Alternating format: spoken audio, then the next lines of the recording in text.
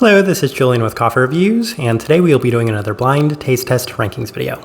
Now, the way these videos work, for anybody that has not seen one of our previous blind taste test rankings videos, is we have 4 cups of coffee over here, we have 4 bags of coffee over here, and we're trying to identify which of these cups is which of these bags based off of taste alone. Then we're going to be ranking them in order of our least favorite to our most favorite. And there's a theme behind each and every one of these videos. And the theme behind this video is a focus on the Picky Chemist, a coffee roaster out of Schouffentel, Belgium. Now, this is the Picky Chemist's first ever appearance on this channel, and they are the most requested coffee roaster we've ever had on this channel. So let me go ahead and give a quick shout out to and thank you to everybody that suggested them to us. And that includes Space Kill Guy, JZA, Thomas, and Scriba SB. So thank you guys for the suggestion. Now let's go ahead and introduce the coffees that will be featured in today's video, beginning with the Cordillera del Fuego A16, an anaerobic honey processed Costa Rican coffee. Next up, we have the Arbegona natural processed Ethiopia. Then we have the Duromina Site 2, lot number 29, a wash processed Ethiopian coffee. And last up, we have the Baragwi PB Lot 002, a wash processed Kenyan coffee. All right, let's go ahead and move these out of the way for the time being. And as always, none of these cups are labeled anywhere except for on the bottom. We just like to shuffle them around for good measure.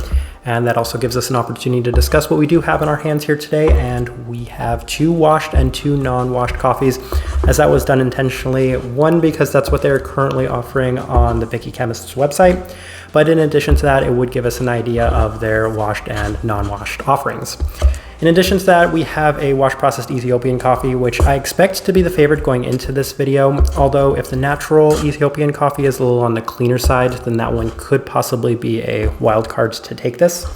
The underdog is probably going to be that anaerobic honey processed Costa Rican coffee, and I'm not entirely sure what to expect with the Kenyan, given that I've actually never tried anything from this coffee roaster before, so I don't even necessarily know what to expect from them, but this will make for an interesting first try. All right, we will go ahead and start with this cup right over here.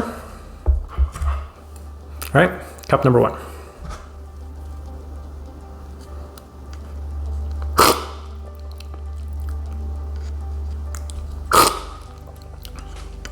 This one right over here, I have to imagine it's going to be the wash processed Ethiopian coffee, mostly because it doesn't have any overbearing characteristics that might insinuate a more heavily processed coffee. But in addition to that, it's lacking a lot of the Kenyan-like characteristics to it. It does have a slight pastry quality to it. In addition to that, a more vintage peach quality that you experience from a lot of wash processed Ethiopian coffees. It's nice, nothing too overly distinct about it though. I'm gonna go ahead and put it right there for right now. I'm just going to take a guess and say that it's that wash processed Ethiopian coffee. All right, cup number 2.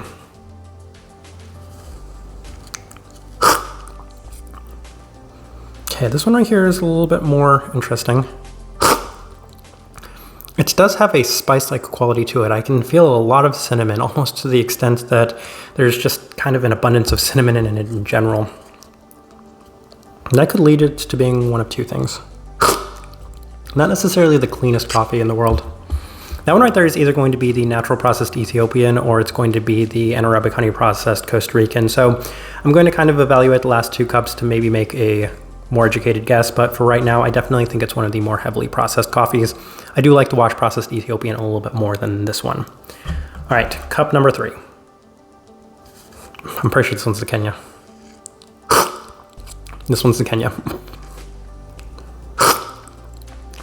It's pretty clean for a Kenya. It's actually got some great sweetness to it, but it's got a lot of those classic Kenyan-like characteristics, mostly distinctly thinking of those tart berry aspects. It's not bad. And as far as Kenyan goes, I think that this is a really nice Kenyan coffee. Unsurprisingly, given that it's on the cleaner side of things, it does have some really nice sweetness, a fair bit of citrus as well. I'm going to put it at number 2 for right now. It's my second favorite coffee as of this moment. All right, last cup, cup number 4. This one's going to be the natural processed Ethiopian coffee. I'm 100% confident on that one. This one right here has a very strong red berry aspect to it, which has been a trend among natural processed Ethiopian coffees, natural processed coffees in general, although it does remain on the slightly more clean side, at least relative to a lot of other natural processed coffees I have had. There's a slight bit of peachiness to it too. So I think I'm going to run through this one more time, as well as that. Now I'm confident that this is the anaerobic honey processed Costa Rican coffee, to see which of these two I might like a little bit more. I'm 100% confident on what all 4 of these coffees are. It's just going to be a matter of where they placed it at the end. So I think we'll start with the one that I ranked 4th one more time, and this is that natural processed Ethiopian. There's some really nice qualities to it, and that's what I want to kind of emphasize, because I think it'll make for a complex review. If anything, I feel like this one has the most depth to it, as it has cooled down ever so slightly on the palate. I've seen it open up a fair bit. So while it is a little red fruit forward right at the forefront, it does have some more subtle fruit characteristics towards the back end. That one could be a real sleeper in the future. All right, let me try this one more time. This, I assume, is the anaerobic honey processed Costa Rica. This one's so interesting. It's got such a very strong spice quality to it. And I've had I've had Costa Rican coffees that share that same sort of like cinnamon-like spice to them. Although those were infused coffees, I don't think I've ever had maybe a straight up Costa Rican coffee that has that sort of very strong cinnamon-like aspect to it.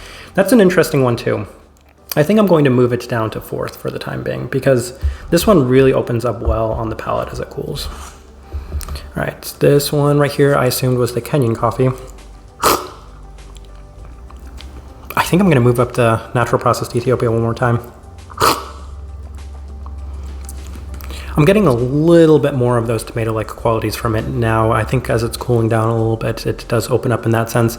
Also, the citric aspect isn't necessarily my favorite, so I think I'm just enjoying the depth that's coming from this one. Though this one has some really nice cleanliness to it in general, even if there is a very slight savory aspect. All right, and this one I was positive was the wash processed Ethiopia right from the start. Let's give this one more shot. Yeah, slight peach-like quality to it. I mean, it's very much what you'd expect for a wash processed Ethiopian coffee.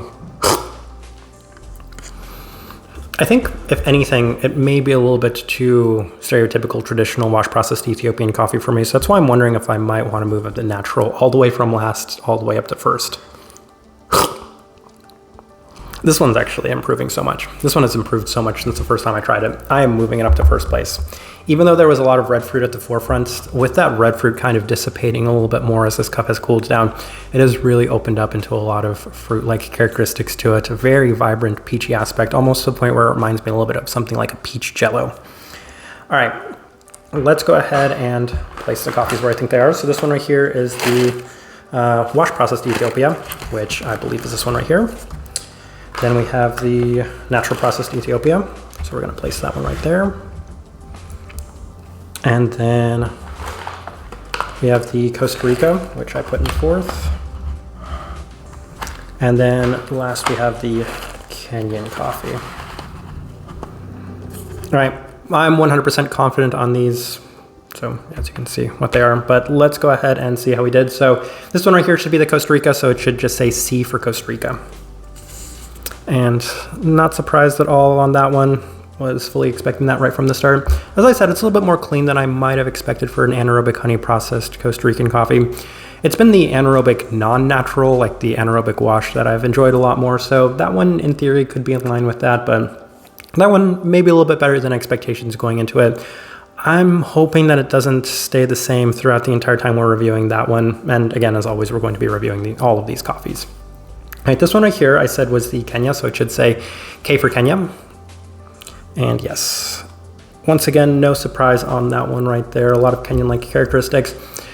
Interestingly, the brightness of this coffee, the acidity of this coffee wasn't maybe as overbearing, maybe not as heavy as I might have expected, given that it is a Kenyan coffee. This one right here is a little bit more subtle than what I might have expected for a Kenyan coffee in general. I think the dead giveaway was the fact that it just kind of separated itself because it had those citric aspects, that currant-like component to it. So that one made it very easy to pick that one out. So not surprised on that. We have 2 more. This one right here I said was the wash processed Ethiopia, so it should say WE for washed Ethiopia. And yes. And I think it was good right from the start. It's the cleanest of these coffees. That's something I definitely expected going into it. But even then, I feel like it was just a little too one-dimensional on this first time trying it. So I'm hoping that it might open up, have a little bit more depth as I continue to try this coffee in the future. And that means, of course, that the winner was the natural processed Ethiopia, the Arbegona. Yes. And I'm gonna try this one more time.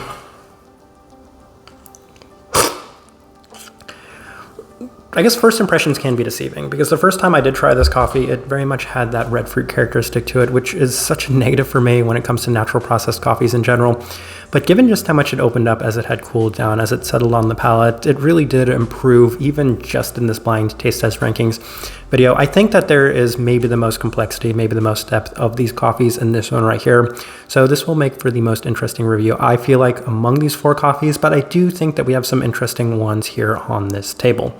4 for 4, I fully expected this one to be pretty easy, so I'm not surprised that I got 4 for 4 on this one, but it's still always fun to kind of see how things turn out. And it was interesting, at least, to see a coffee go from last to first throughout the duration of drinking these coffees in a blind taste test rankings video. So I'm going to leave this one at that.